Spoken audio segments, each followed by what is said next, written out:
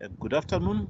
Good afternoon, everyone, and welcome to this Science Faculty Question and Answer session. I'm Muthama Muasya, Professor in the Department of Biological Sciences and also the Deputy Dean in charge of Undergraduate Studies. With me is a team from the Faculty Office led by Ms. Karen Wienand and assisted by Ms. Tasneem Mohammed. We hope to be able to respond to your questions, which we encourage you to write in the question and answer session. We shall aspire to answer every question, but we might need to batch questions together so that we are efficient. Also, there might be links or further information that we shall display so that people can consume them at their time later on. But as you put your questions up, let me just give a little background on myself and what we do. I'm an evolutionary biologist and a plant taxonomist. And as we speak now, my connectivity might even be poor because I'm in the field where we are taking our BSc honors class on a field teaching weekend away in the Kepagalas region. In the background are birds which are singing their song. In the background also you have snakes and other biodiversity. We're in a setting near the ocean, and part of the group have gone out to look at marine organisms. And a feature of the science majors that we offer is a strong link between theory and practice, and that many of our majors are taught by experts in the fields of study. And there's a strong component of linking current research and in answering questions in science and in applications of science to society. So we're looking forward to hearing your questions and receiving the next class to continue in this endeavor of training the next generation of scientists in Southern Africa and Africa. I'll welcome my colleague Karen to respond to one of two questions that are dealing with the majors. Karen? Okay, thanks, Muthama, and good afternoon, everyone. We're going to try and respond to your questions as best we can. So I'm going to start. There seems to be, the first question relates to selection of majors. So I just want to firstly clarify that you apply for studies to the general Bachelor of Science, and broadly, there's one set of admission criteria, and whatever you select as your majors there's no difference in it doesn't discriminate between whether you'll be accepted. So broadly, it's one set of criteria, and so I'm not sure. The question seems to ask whether is there different competitiveness between the majors, and while some majors are more popular than others, students do there are some that we will restrict. So how can I say, it's just you shouldn't sort of not apply for something that you really want to apply for based on its competitiveness, because we generally do not select, there's no different criteria for different majors in terms of, based on that. But we have of recent had to reduce, cut off at a different level for some majors that have over the years been more competitive. But I think what I'm trying to get at is that there's a guaranteed band. I'm going to see if I can share a slide. So what I was referring to is that we have our admission criteria is for all majors, but we have a guaranteed admission band, and that is for applicants who achieve a faculty point score of 660 or above. Now, I don't know if I need to go into how that point score is calculated, because it's just the sum of the best of your 6 subjects with maths and physical science doubled. And if you look at the overall points for the guaranteed band, it is 660 points, which if you divide it by 6 plus 2, 8, to account for the doubling of the maths and physical science, you'll get a percentage of 82.5. And that's just roughly to give you an idea of what you should aim for to be guaranteed an offer in any of your chosen majors, irrespective of the competitiveness of the different majors. So that will ensure that you get an offer and you then have a choice of being able to take any of the majors that you wish.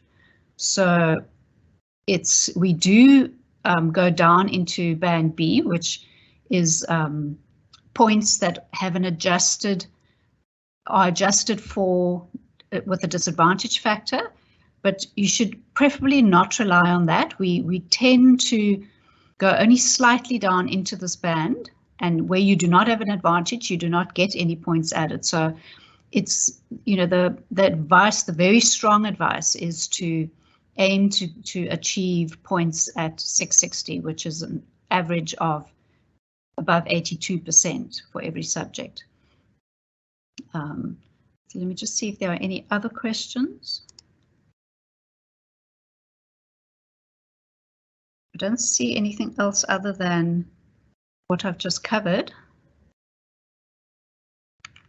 Oh, okay. So there's a question about whether you need to indicate the majors in your application, and yes, you do, definitely.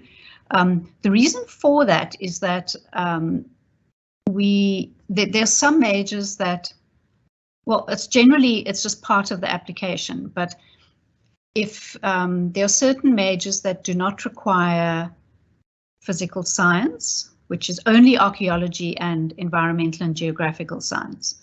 So we use it for that to pick up in case, but generally it is preferred that applicants always have maths and physical science. And then it's, what was I? Sorry, I was distracted now. The train of thought. Yes, so the thing of applying for the majors that are, indicating your preferred majors. So, and then there's the computer science. So that it's very necessary to know whether somebody's applying for computer science if they do not have physical science.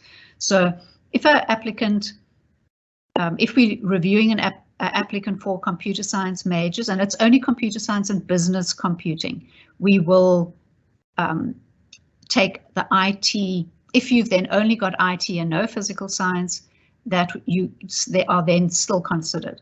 But an applicant without IT or physical science will not be considered. So that's the reason for having, there's some exceptions, with entrance requirements related to majors.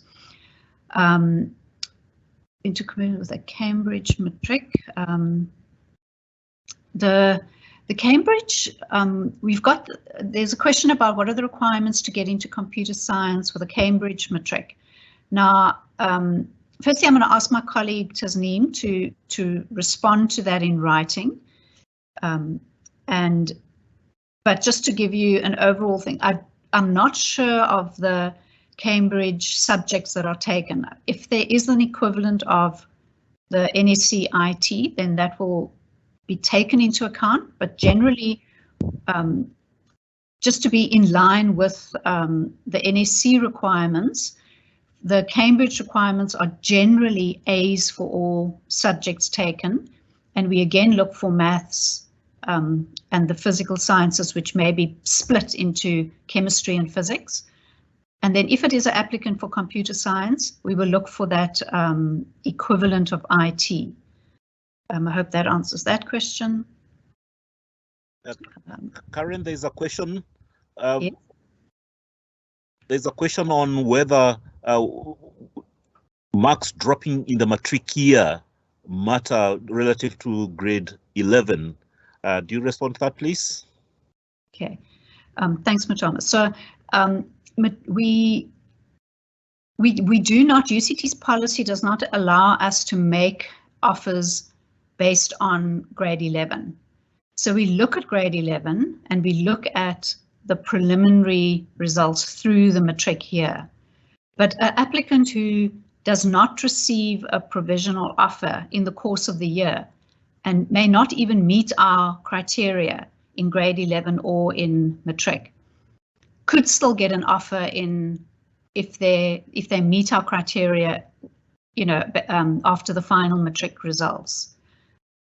But the opposite does not work. We won't say, because you didn't meet our criteria at the end of matric with your final matric results, we will not instead look at grade 11.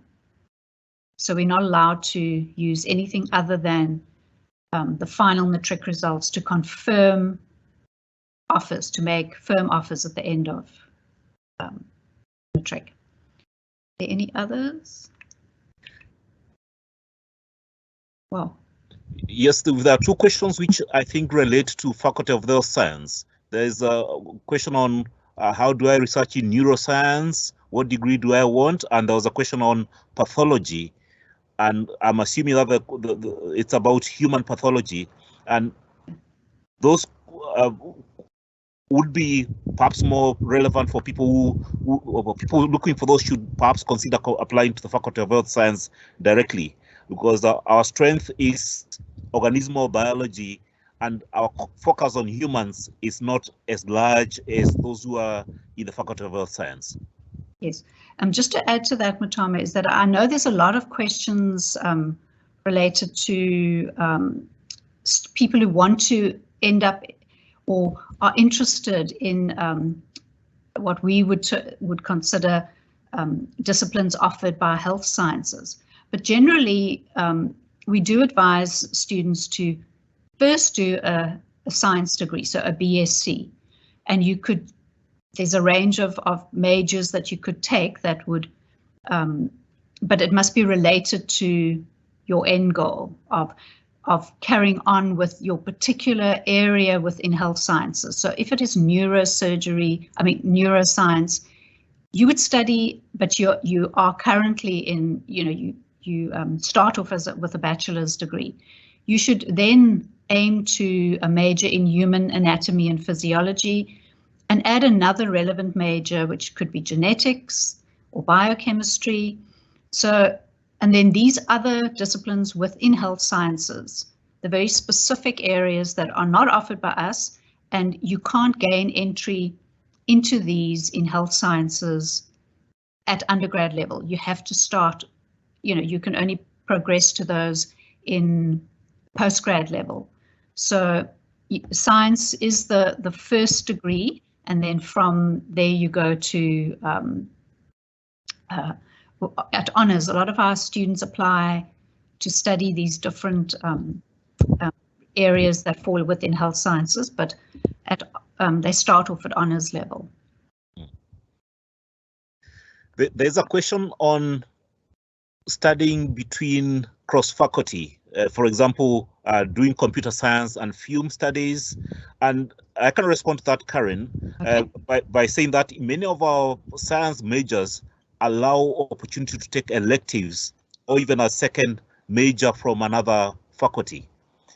And so what the person asking on combining film studies with computer science or with the environmental geographical sciences, you just need to structure it and to be aware that by doing that, because of timetable clashes, it might push your degree by a semester or a year more, that you're progressing more on one of the major and the other one is lagging behind. But other than that timetable clash, the BSc degree is flexible to allow taking majors between faculties. Are there any? Tom, I think it's works well. Which science does sports science fall under? Can I respond to there's a question about sports science, which again, sports science is falls in the Faculty of Health Sciences. The department is the Department of Human Biology. And again, we offer a major which they offer to science students, which is Human Anatomy and Physiology. And students can take that major as part of a BSc, and then from honors level, carry on with sports science. It's also a similar question on getting to medicine from a BSc side. Well, maybe I have the slide. I'll see if I can share that slide, which has got a lot of information on that specific topic. So are you able to see that? We're just able before it disappeared. Yeah. Okay. Yes. So as I indicated earlier, is that I know this is a lot of information, but this was a handout we used to provide in response to the question of how can we end up in health sciences or MBCHB after should somebody not be accepted and have to start their studies in another faculty. So this is something that has been put together to respond to that in collaboration with the Faculty of Health Sciences.